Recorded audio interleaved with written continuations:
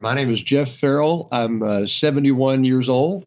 I live in Fort Worth, Texas, and I was born in Waco, Texas. I grew up, I suppose, lower middle class. My father was a local minister who later went on to do urban planning and actually to become a professor at a seminary. But all the time I was growing up, he was a local minister. My mom was a school teacher. So good folks. We can talk more about their politics in a minute if we like, but a humble but very supportive upbringing. I then went off to college, got a degree in sociology, on to grad school, a PhD in sociology, and then for the last 40 years or so until I retired, professor at various universities. I think I was actually born into it. My father was a civil rights activist, a community organizer, along with being a minister or as part of being a minister, deeply moral and deeply politically committed to justice and fairness. So dinner conversations from the time I can remember were around issues of political change and civil rights, gay rights, women's rights. So that to me was simply sort of how you lived. My mom was not perhaps as much of an activist, but to tell you about her, she actually, when they finally got around to integrating the schools in Fort Worth, she was among the very first Anglo teachers to volunteer to go to the Black neighborhood, and then Black teachers coming to the white neighborhood. So she spent the rest of her career then doing that. So again, my entry into politics was almost from birth. Another thing I would say, I was thinking about this a little bit. It struck me throughout my life that I also, from the time I was a little kid, I just detested bullies. I could feel the heat in my chest when I saw anyone being bullied, and I didn't get in that many fights. But the fights I got in as a kid or in junior high and high school were always the same thing, which was I was jumping in to pull a big kid off a little kid. So I've always thought that on some level I must have been an anarchist before I knew that term in the sense of disliking imposed authority and meanness and wanting to always sort of side with the people on the bottom. Just a little more, yes, off to college, ended up majoring in sociology, which had the wonderful effect of teaching me many ways that power works that I hadn't realized, and ways in which domination can be encoded into systems and social structures. So that then further radicalized me, as did a beloved professor who handed me a book on labor history that really changed my whole trajectory, because I learned about the Wobblies, the IWW, the anarcho-syndicalist union from the early 20th century. In grad school, I did both my master's thesis and my doctoral dissertation on the IWW and their battles with corporate exploiters. So as you can see, I'm getting more radical as I go. And also in grad school, another turning point was a professor actually in another department, Jim Miller, offered a seminar on anarchism. I didn't really know what that was, but I knew I was interested. And that completely changed my view once I read Bakunin, Kropotkin, Stirner, and others. So, so that's, I suppose, up through my 20s, how I became an anarchist radical. I would say that my politics have almost always been street level politics. I've certainly been involved with alternative radio stations. I used to be an artist who made art for zines back in the punk days. So all sorts of things. But in terms of sort of how I've always lived, I suppose it's been the politics of the street. I was a busker for a long time, legally or illegally, playing music on the street. For a number of years, I was a graffiti writer, wrote a book about my life in the sort of defying authority in the graffiti underground.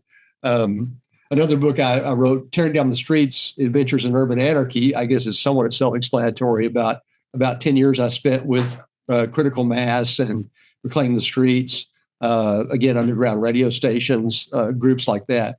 So much of it's been, street corners, street protest.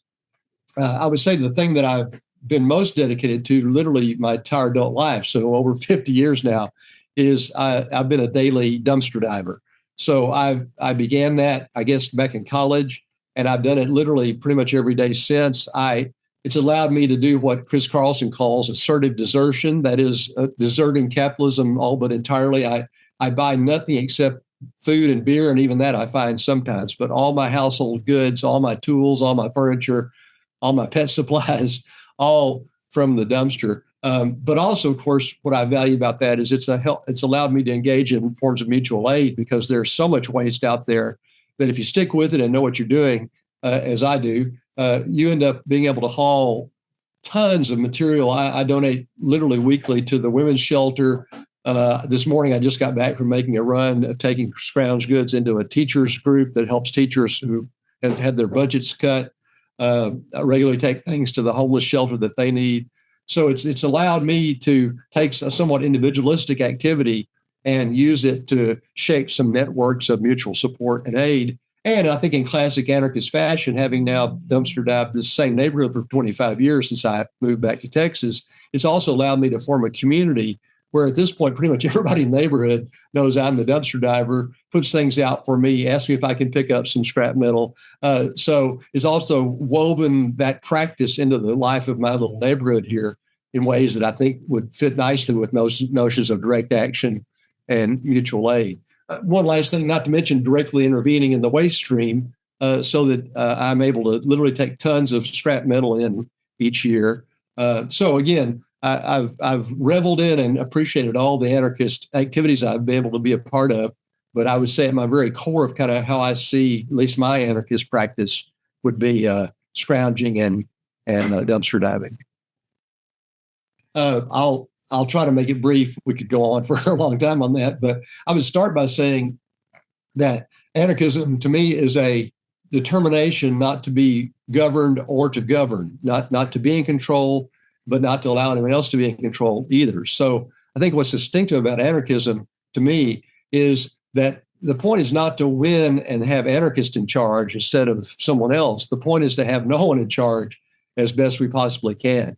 So again, as you say, some of the sort of stereotypes of, defying the cops or fuck authority or fuck the bosses. Yeah, because those are systems of authority that dominate people and destroy their lives. So I'm completely dedicated to saying fuck authorities above me. But I think that also means, though, that I have no desire to be one of those authorities. And so I'm as careful about critiquing myself, I suppose, as I would be of others. So I think that's hard for folks to understand that, again, the point is not let's force our agenda on everyone else, it'll be a better world. The point is our agenda would be that there would not be an agenda to force, and that we would embrace inclusivity and eclecticism and fluidity and emergence and see how the world develops. The other thing I think it took me a long time through my own activism and writing and thinking to think through is the idea that, which relates to what we just said, is that anarchism really collapses the notion of means and ends. Most other political orientations I know are willing to engage in authoritarian or dominating or violent tactics to move toward what they think is a better world. But anarchists seem very good at understanding that the process we use to try to build a better world is already becoming part of that world. And so if that process is exclusionary or authoritarian, we're going to simply reproduce the old problems in the new way we try to live. And so the idea that we try to go with what emerges and learn as things emerge, as opposed to planning ahead of time, forming a Politburo or a dictatorship or a board of directors who then lay out the plans. And I'll stop, but I would say one more thing that, again, took me a while to understand is that's also a theory of knowledge, in the sense that to try to build a better world from inside the categories of the present world, I think is all but impossible. We can't help but reproduce those categories if that's all we have. So the value to me of direct action is the notion that we start the process. We start doing something that's directly helpful. We engage people in the community. We teach ourselves, and then we allow that to emerge as it will and see where it goes. We build the world we don't know yet how to build by not being overly authoritative initially as to what we want. The punks are a mixed bag, certainly the commercial punks. But as the Sex Pistols said, I don't know what I want, but I know how to get it. I think that's a beautiful summary. I don't yet know how the better world would look, but I know how to set it in motion and see what evolves and be open to alternatives as they emerge. So much more, I think, humble, fluid, emergent, and open than at least the other political philosophies and practices I'd be aware of. Well, I think there Well, first of all, I have to say, almost as a joke, that when the media stumbles upon a group they think might be anarchists, they often call them self-avowed anarchists, which, of course, would be the only kind there would be, since there's no centralized organization for anarchists. So, my saying that is to point out that I think there's a great deal of anarchist praxis and direct action and mutual aid going on, but not always publicized and not always labeled that way. So, from the Occupy movement to Food Not Bombs to workers' rights movements, housing movements on the West Coast and East Coast, I think anarchism is there and is being practiced and explored, but for reasons of survival, and again, for reasons of not wanting to sort of claim that we are the anarchist or we are in charge of what that means. I think it often does not get talked about that way. I'm not so sure that's bad. I kind of like the idea of leaderless resistance, which is that things go on without necessarily being publicized or coordinated, which in some ways diminishes their power, but in other ways makes them even more powerful because they're difficult to trace, difficult to clamp down on. I'm pretty comfortable with sort of knowing what some of my friends and colleagues are up to, but not too much and not necessarily proclaiming that to everyone. There's certainly a place for public demonstrations or public actions, but I think there's also a place and a value and a power to a kind of secret history, a kind of underground approach to social change.